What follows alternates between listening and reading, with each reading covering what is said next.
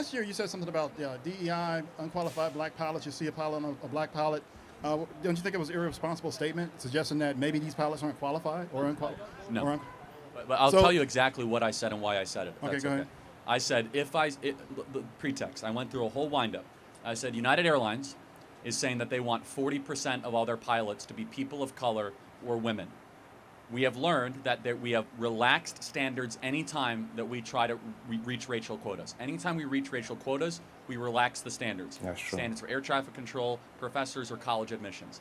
Therefore, when it comes to pilots or surgeons, if I see somebody who is black, as I said on the show, I'm going to hope that person is qualified. That's what I said, which of course is legitimate, because they're begging the question, we're not hiring based on merit anymore. We're hiring based on race.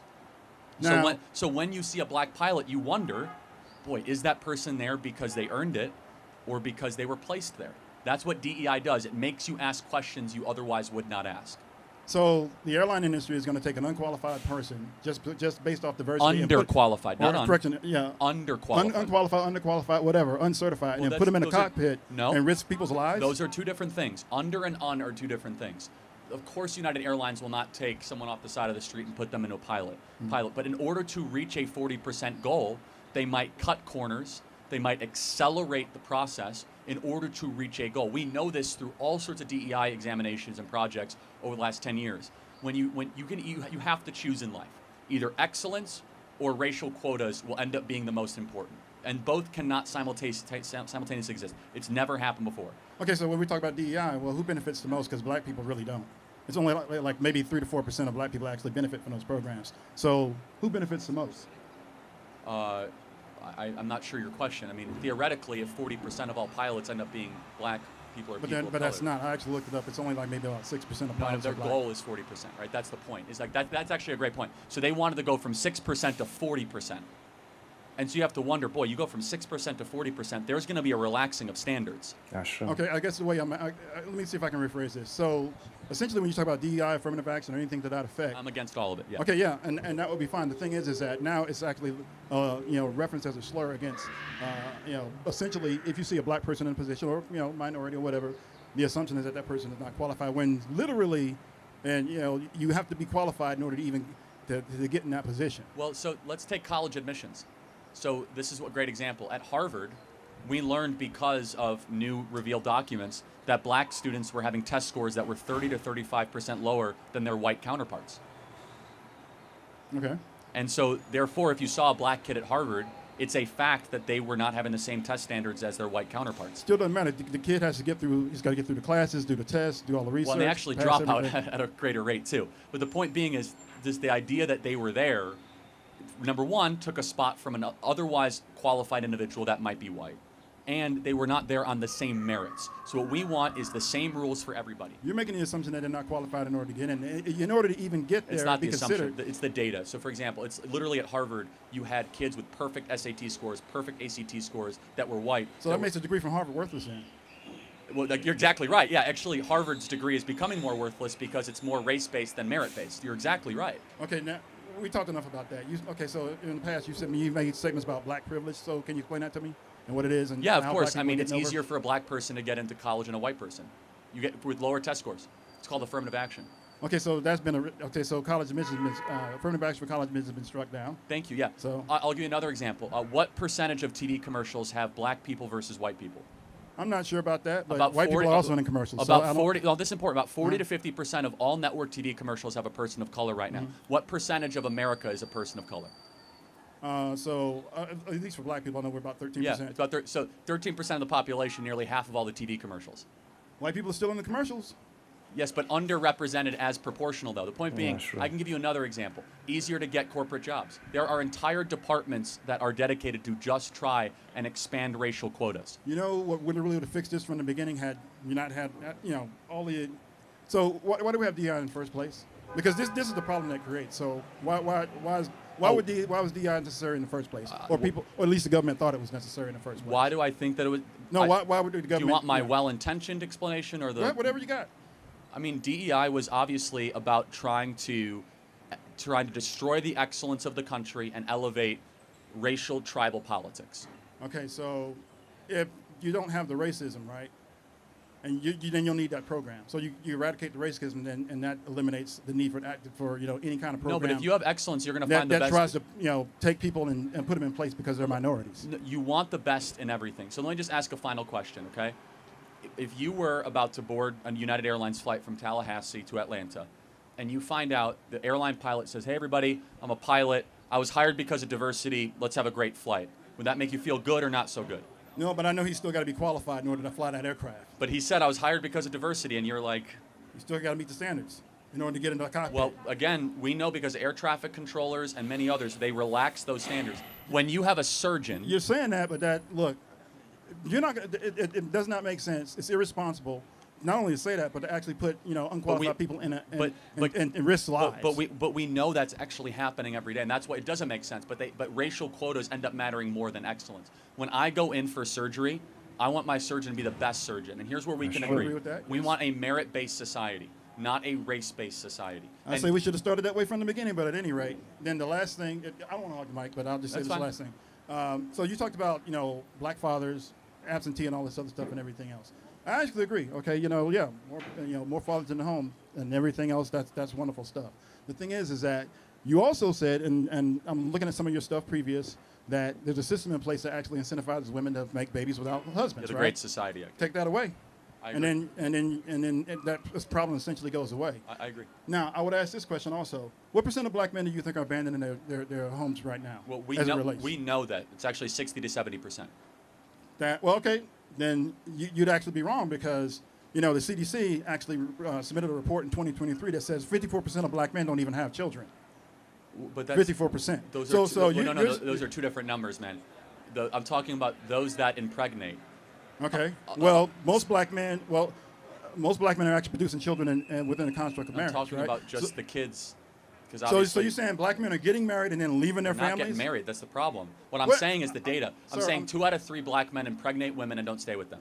Sir, I'm telling you that 54% of black men, according to the CDC study 2023 National Health Statistics Reports, literally says that 54% don't even have children. I know that's a complete different stat. Everyone knows what I'm saying and not what you're saying. That's a complete different. That's like a. So what I'm saying is that if you have a black child, which obviously exists for some reason, right?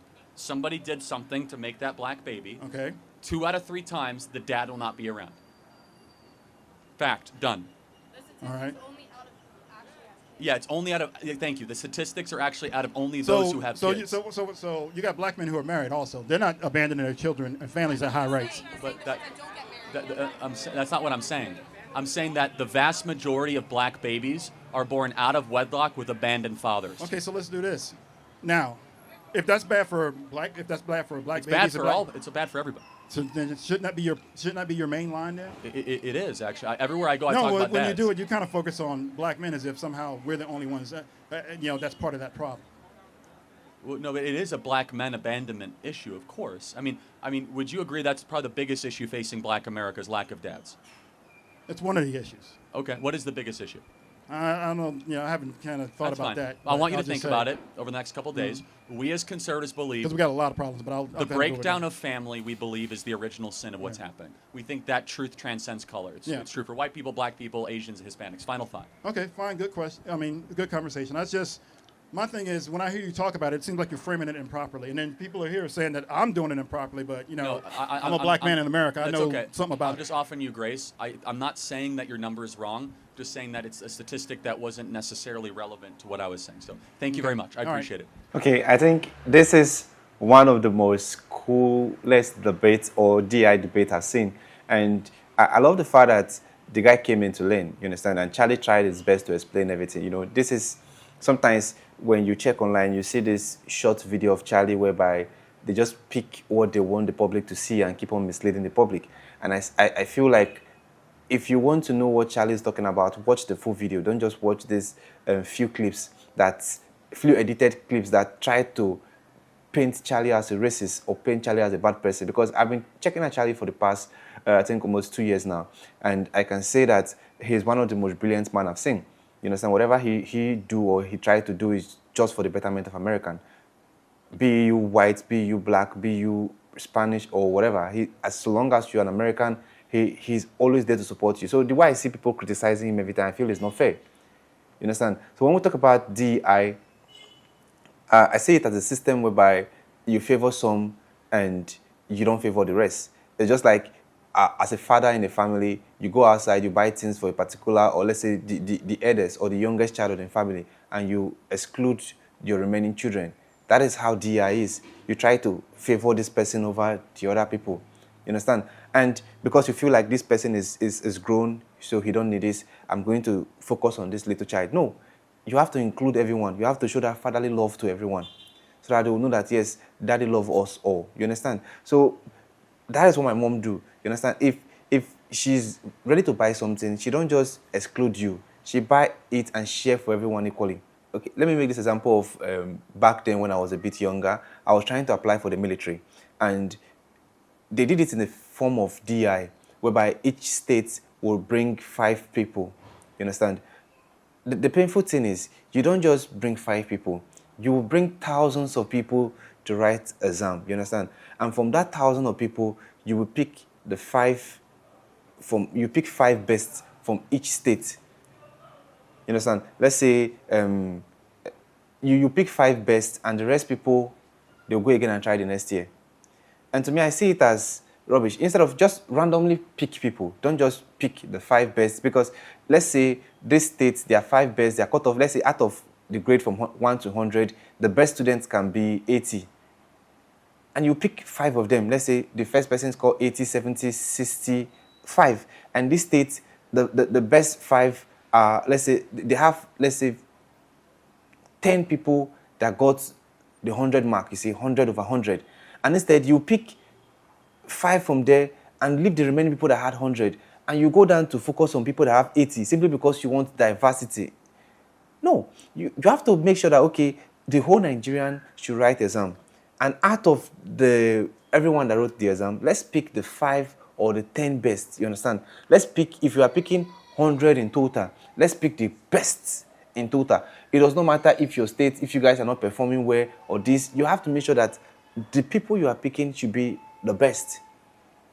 You understand? You don't get 80 over 100 and get qualified, whereas there are people that got 99 over 100 that are not qualified because they've picked the 5% from their state, or the 5 they need to pick. Like, to me, I feel, I don't know if you get it, but to me, I feel you are cheating, because these other people that performed well are not able to get that opportunity simply because you want to include people that did not even try at all. That's why Charlie is pushing for the scrap of GI, because you favor people that are not qualified. You understand? And when Charlie made that example of, if you want to board a flight and the pilot say, I was being employed because of DI, one, I'll be scared. Because even if the pilot went through the 4 walls or went through the training, your performance is different. We've all been there, you know. If you attend secondary school, maybe university, you will see that you have so many classmates doing the same program. You understand? But not everyone will come out in flying colors. So the fact that you are being employed, or you feel you went through the training, does not mean you are qualified. Like I said, everyone went through the 4 walls of the university.